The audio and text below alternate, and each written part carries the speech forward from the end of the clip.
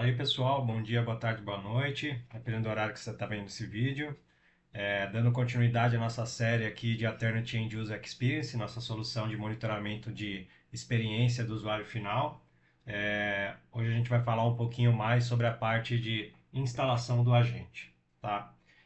Como os objetivos aqui, hoje eu trago esses 4 objetivos para que a gente saiba quais serão os nossos próximos 4 passos aí dentro desse processo de instalação.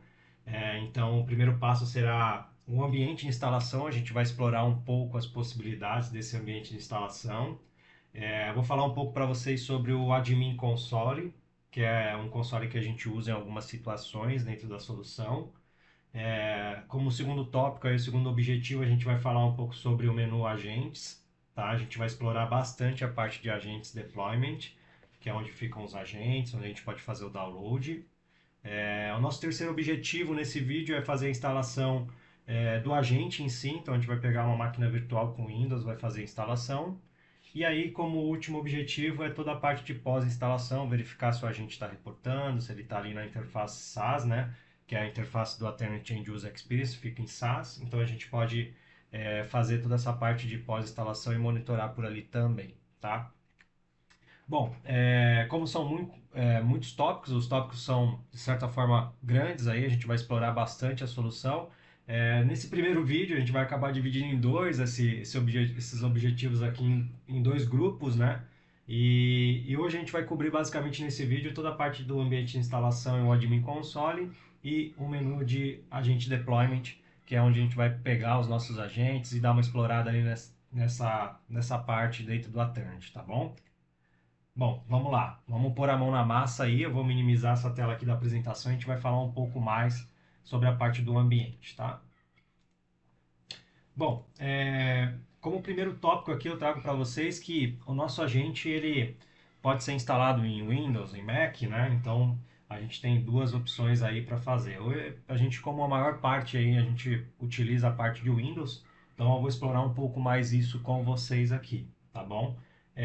Bom, a primeira coisa é que muitos dos nossos clientes desejam fazer um teste prévio antes de fazer o deployment no ambiente de produção, né? Então a gente sempre aconselha que seja feita uma máquina virtual ou uma imagem, que o cliente tenha uma imagem, né? Cria uma imagem bem parecida com os desktops ou os laptops que ele possui, por exemplo, em Windows, para que ele possa simular isso, tá? Então, não diferente aqui, a gente vai explorar um pouco também essa situação, tá? A gente vai estar utilizando de forma virtual, então eu já adianto para vocês que a gente vai utilizar o VirtualBox aqui, mas a primeira situação é que a gente precisa ter a imagem, uma imagem do Windows para fazer a instalação do agente. Então, como imagem do Windows, eu sempre gosto de utilizar as imagens prontas que a própria Microsoft fornece para que a gente instale isso de forma fácil dentro do VirtualBox, tá? Então, uma pesquisa rápida aqui no Google por Windows for VirtualBox, a gente encontra nos dois primeiros links aqui a opção para você baixar a máquina virtual, tá? Pode ser em inglês, em português, o que vocês acharem melhor, tá bom? Nesse link ele já diz que existe, né, a Windows 11 que a gente pode baixar, que ela pode ser usada aí com algumas ferramentas de desenvolvimento já vem instalado dentro dela. Ele fala que essa imagem aí da máquina virtual ela tem 4 opções diferentes, então quem não está muito acostumado com VirtualBox e quiser usar o VMware, alguma outra solução aí de virtualização, pode baixar as imagens daqui também, tá? E aqui um pouco mais para baixo ele diz o que vem dentro dessa máquina virtual, tá? Então é o Windows 11 Enterprise, tá? É uma máquina em avaliação. Vocês podem ver que após a instalação ele vai ter a validade até essa data aqui, então a gente tem um período grande para testar, tá? Então é bem tranquilo. E a máquina vem com alguns programas instalados dentro dela, tá?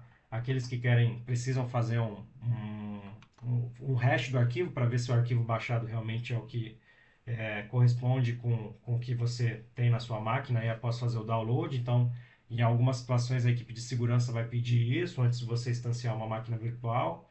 Então aqui estão os hashes para que você tire o hash do arquivo, tá? E algumas perguntas mais comuns aqui embaixo, tá? A primeira eu acho que é a mais interessante para o nosso tópico aqui, que a gente Ele fala que normalmente os requisitos para essa máquina virtual são 8 GB aí de memória RAM e pelo menos uns 70 GB de espaço em disco disponível, tá? Então, talvez a gente tenha aqui algumas pessoas que não estão muito acostumadas com essa parte de deployment de máquina virtual. A gente vai baixar basicamente uma máquina aqui virtual e vai instanciar ela dentro dessa máquina com o uso do VirtualBox, tá? Eu já deixei o meu VirtualBox instalado aqui, tá? Então vou tirar aqui a tela de trás, vou deixar o meu VirtualBox aqui para que vocês possam ver. Caso vocês tenham curiosidade, eu estou usando a versão hoje do VirtualBox 7.0, tá? Aqui tem a versão e a subversão deles aqui também, tá? Eu instalei essa versão há pouco tempo. E eu já fiz o deployment da máquina virtual aqui, tá? Para que vocês matem a curiosidade, eu tenho essa máquina virtual, ela fica, você recebe ela em um arquivo compactado, tá? E aí você vem aqui dentro do VirtualBox e você tem a opção de importar essa máquina virtual, né? Então você vem aqui, ó, Import Appliance, tá? E ele vai perguntar para você como que você vai importar isso. Então você faz a busca aqui pelo arquivo, você vai lá na sua pasta de downloads, abre a pastinha onde está o VirtualBox, a imagem do Windows que você baixou e simplesmente você já tem acesso aqui para importar essa máquina virtual. Uma vez que você importa ela, ele vai pedir alguns passos, vai pedir para que você configure algumas coisas e finalize isso. Tá? Ele vai automaticamente fazer o deployment dessa máquina virtual nessa pasta que está escolhida aqui embaixo. Tá? Então vocês podem mudar, podem alterar essa pasta de deployment da VM. Isso é bem tranquilo. Tá? Então, caso vocês tenham dúvida, a gente pode fazer um vídeo um pouco mais longo sobre isso. Porém, eu vou passar com vocês a respeito dessa configuração aqui também na máquina que eu já fiz a importação dela aqui diretamente da imagem lá no site, tá? Uma vez que você importa, ela aparece aqui para você e ela já vem com as configurações padrões lá da máquina virtual. Eu costumo vir aqui clicar em cima da máquina virtual do lado esquerdo, vir em configurações e passar por todos os menus para que eu veja se tem alguma coisa faltando, alguma coisa que eu preciso alterar, tá? Então aqui na guia geral eu tenho todo o nome da máquina, o tipo de sistema operacional. Na parte avançada aqui ele me traz algumas informações avançadas sobre aonde ele gravaria um snapshot, que é uma imagem que a gente tira sempre que a gente quer proteger a máquina virtual antes de instalar alguma coisa, para que possa ser revertido, né? Então a gente consiga reverter em caso de instalação sem sucesso. Aqui ele traz duas informações muito legais, avançadas, que é área de transferência e arrastar e soltar. Tá? Ali por padrão ele vem desabilitado e eu sempre coloco aqui hospedeiro para convidado, ou seja, o hospedeiro é o meu laptop ou o computador de vocês e o convidado é a máquina virtual. Tá? Para que vai servir essas duas funções? Para que a gente consiga pegar o agente da minha máquina local, que eu vou baixar diretamente na minha máquina local, arrastar e soltar para dentro da máquina virtual. Tá? Eu poderia colocar uma descrição e, se fosse necessário, eu também poderia criptografar o disco dessa máquina virtual. Criptografia sempre onera um pouco mais a máquina, então a gente não habilita, o intuito não é esse. Tá? Na parte de sistema, eu sempre verifico aqui basicamente a parte de memória, então eu coloco o mínimo do requisito, que são os 8 GB que estavam lá no site, e eu costumo colocar aqui pelo menos umas 4 vCPUs aqui, né, ou CPUs, para que ele se comporte melhor, tá? A parte do monitor vai muito da questão aí da máquina de vocês. Normalmente eu deixo num formato de tela que eu consiga ter a máquina aqui pequena, que ela não ocupe toda a minha tela. Então, vocês podem trabalhar isso, deixar a escala do jeito que vocês preferirem aqui também. É uma questão de adaptação, tá? A parte do armazenamento, novamente ele mostra onde essa máquina virtual foi armazenada, então você tem o caminho dela aqui caso você precise para fazer uma cópia ou para que você limpe essa pasta depois, porque ela ocupa um tamanho expressivo, né? Dependendo do tamanho do teu HD, ela acaba onerando bastante aí o seu HD, então é legal que você saiba também onde está. A parte de áudio é menos importante, eu poderia desabilitar, a gente não vai usar o áudio aqui dentro dela nesse momento. E a parte de rede, eu acho que a parte de rede é uma das partes também tão importantes quanto a parte de sistema em geral aqui que a gente passou. A parte de rede é onde nós configuramos o comportamento da comunicação dessa máquina virtual com a rede, tá?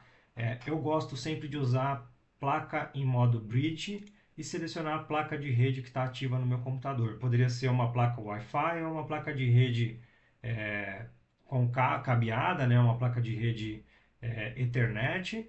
No meu caso aqui, como eu tenho um monitor que possui um USB aqui gigabit, eu uso a placa de rede do meu monitor, então eu deixo assim, tá? Por que eu deixo dessa forma? Porque essa máquina virtual vai obter um IP da mesma rede onde eu estou. Então eu vou poder fazer um ping nela para ver se ela está respondendo. Se depois vocês tiverem interesse, vocês poderiam habilitar, por exemplo, um acesso remoto na máquina Windows para que vocês acessem via RDP. Então é bem legal deixar dessa forma. Se for possível, deixem assim, tá? Os outros adaptadores não são necessários, apenas uma placa de rede na máquina virtual é o suficiente, tá? As outras opções estão todas padrões aqui, então não mexi em nenhuma delas, tá? Então vocês podem deixar da forma padrão também, que não vai dar nenhum problema aí no uso dela, tá bom? Bom, uma vez que a gente deixou a máquina, a gente já tem aqui uma máquina que a gente vai usar para fazer a instalação, tá? Porém, antes de fazer a instalação dessa máquina, nós precisamos atender a alguns requisitos. Para que a gente atenda esses requisitos, a gente precisa voltar lá na nossa solução, né, na nossa solução em SaaS, que é o Aternity, né? Ela está disponível aqui.